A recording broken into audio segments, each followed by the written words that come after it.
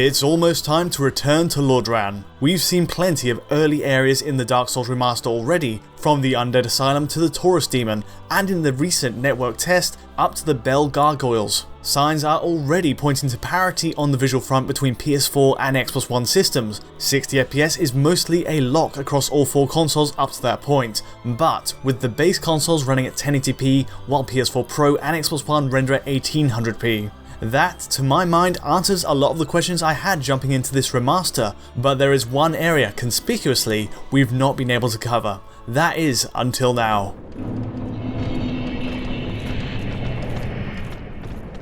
Yes, that's right, the most asked for test area in the game is finally open to access. So what is this? Well, we have in our hands the full PS4 version of the game to test in a preview capacity. Full disclosure here, it doesn't include the day 1 patch yet, since it just isn't available on the servers right now. Even so, it's fair to show Blighttown ahead of time, even in a pre-patch state, for reasons you'll soon see. It's the first place I visited after being let loose at the Firelink Shrine, and while I only have PS4 and PS4 Pro versions to test right now, this should still broadly be indicative of where the Xbox One platforms are headed in overall performance levels. Okay, let's cast our minds back 7 years. Originally, Blighttown took us all by surprise. It was dark, punishing, and difficult to navigate as it was. You had winding wood platforms, elevators, ladders, poisonous wasps, rock-throwing golems, and a toxic swamp to avoid. All that had to be dealt with in the usual trial and error fashion, but what made this so grating was dealing with the frame rate as well. It was notorious, and as you can see in this Xbox 360 version test here, it's easy to see why. At first it seems fine, just the typical frame pacing issues here as the Blighttown logo fades in, but the problem reveals itself when we look down at the swamp below in full frame. All those structures add up. That complex elevator system in particular seems to just buckle performance to a stutter. Making those first descents down these ladders, even back in 2011, it was impossible to overlook these hard locks to 15 FPS. Now, since I've come in fresh with a new character, I am avoiding enemies for now, but it does show the environment alone is enough to drop frame rates, let alone when combat is introduced on top. Combined with the high difficulty, no wonder it was such a grind to play through. But then we had Xbox One backwards compatibility for 360 games. It offered a new ray of hope for getting this area to run properly, with the base Xbox One running the original code in emulation. But alas, even with a generational leap, the results across the board aren't significantly different to the standard 360 code. Thankfully, we do now have an impending remaster on Xbox One systems. As a free option for owners of the 360 version, having backcompat support here was a welcome move, even if it didn't really put a dent in the performance issues. Next, there's the Xbox One X, which offers its own backcompat support here. Funnily enough, right now, this is the best performing version of Dark Souls on console before the remaster arrives. Without a doubt, Xbox One X does improve on frame rates overall. The initial decline to the swamp area runs a good chunk of the time at 30fps now, a big improvement over 360 and base Xbox One. Sadly, even with the most powerful console on the market, GPU and CPU resource is still committed to running the game on an emulator level, rather than being optimized from the ground up for the hardware. This means sub 20fps drops still remain, even on Xbox One X. And of course, being capped at 30fps in the best case, the game's uneven frame pacing makes a return as well. All 3 Microsoft versions put side by side, your best bet for now is backcompat on Xbox One X, but none can hold a candle to the remaster's 60fps promise. This was only meant as a convenience to owners of the 360 original, but Blighttown just doesn't hold muster any way you play it. Likewise for the PS3 version back in the day, this area really underperformed. What we really need here is an optimization push on newer consoles, catered to a brand new power spec, and that's precisely where the remaster comes in.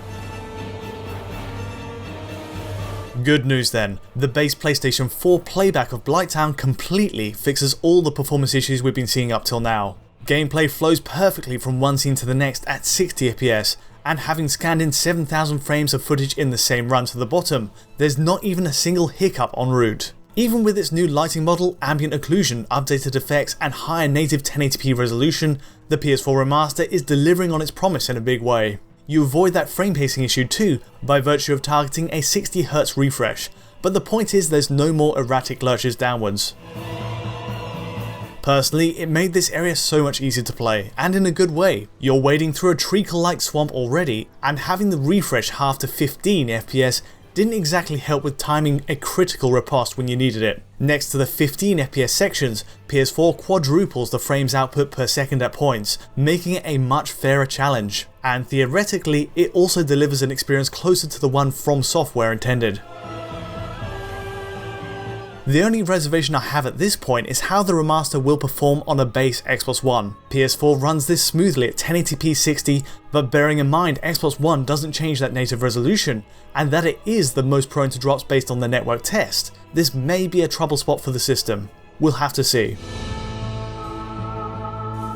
Pressing on, PS4 Pro playback predictably runs without issue. Despite the push to 1800p, there's no sign of GPU bandwidth being constrained in the same area, and the hand you're dealt is the same, 60fps all the way through the same test runs.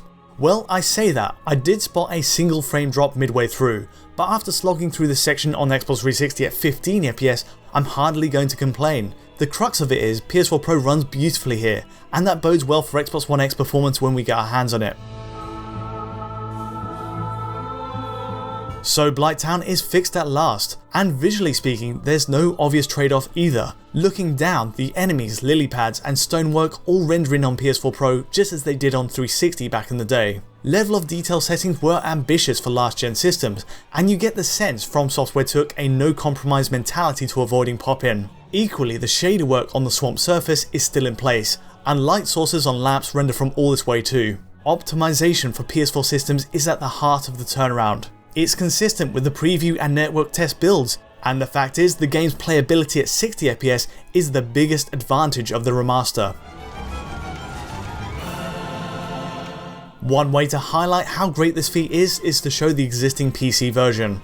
This is the original PC release running with the DS Fix mod, pushing the cap up to 60fps and rendering a proper 1920x1080 with no other enhancements. Throwing myself at Blighttown again, even my Ryzen 1950X CPU with a GTX 1080 Ti can't handle a basic 1080p rendition of Blighttown. The drops kick in at the same places as Xbox One, right down to 40fps as soon as we get full view of the area below.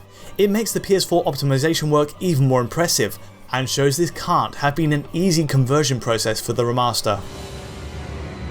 An interesting point here is the bottleneck on PC. The source of contention is entirely on that Ryzen CPU, and zooming in on the Afterburner stats on left, it's staggering how that processing load is spread. On this original PC build, we have 32 threads in play, but only 4 are really engaged to any major degree. The 32nd one right at the bottom there is our culprit. Looking directly down, it's peaking close to 100%. Meanwhile, there are 2 ancillary threads at 20 and 30%, but clearly the workload is skewed to that single thread, almost certainly tied to Blighttown's long draw distances.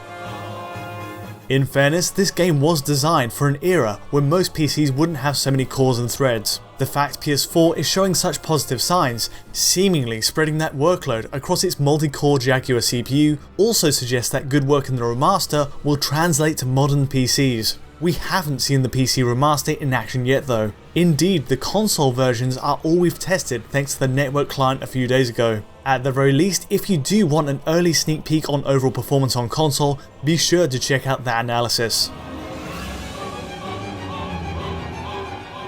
So with all that said, the day one patch may be necessary for other reasons, but Blighttown performance isn't one of them. Unpatched, it's 60fps all the way, and it'll take something catastrophic in that update for PS4's fortunes to change. With that being said, I've yet to try other equally demanding spots in the game, the new Londo Ruins being a big one. The plan is to take a more forensic look at all versions, including Xbox One and X near a release, to get the lowdown on the biggest stress spots.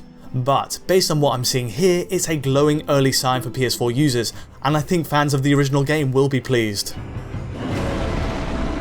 Anyway, that's all from me today. If you did find this quick look at Blighttown useful or insightful in any way, let me know with a like or subscribe. And please do enable notifications if you do, to make sure you see our videos the moment they're uploaded.